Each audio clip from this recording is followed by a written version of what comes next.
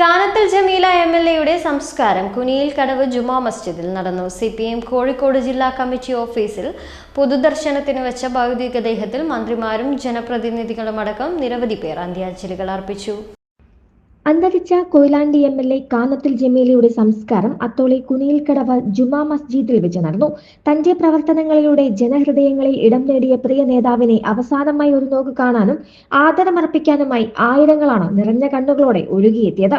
CPM Kozhikode ജില്ലാ committee ഓഫീസിൽ പൊതുദർശനത്തിന് വെച്ച ഭൗതികദേഹത്തിൽ മന്ത്രിമാരായ A K Saseendran, P A Muhammad Riyas, M P Rajesh, K Rajan, Kadannappally Ramachandran, LDF convener T P Ramakrishnan, Ramesh Chennithala, CPM കേന്ദ്ര കമ്മിറ്റി അംഗങ്ങളായ E P Jayarajan, K Shailaja തുടങ്ങി നൂറുകണക്കിന് പേർ അന്ത്യാഞ്ജലി അർപ്പിച്ചു.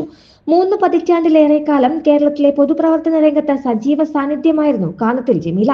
2 തവണ കോഴിക്കോട് ജില്ലാ പഞ്ചായത്ത് പ്രസിഡന്റ് സ്ഥാനം അലങ്കരിച്ച അവർ panchayat president, block panchayat president എന്നീ നിലകളിലും മികച്ച പ്രവർത്തനം കാഴ്ചവെച്ചു. ജനകീയ സൂത്രണം വഴി ശ്രദ്ധേയമായ നേട്ടങ്ങൾ കൈവരിച്ച കേരള പൊതുരംഗത്തിന് മികച്ച സംഭാവനകൾ നൽകിയ വനിതാ നേതാവായിരുന്നു ജമീല. ACV news Kozhikode.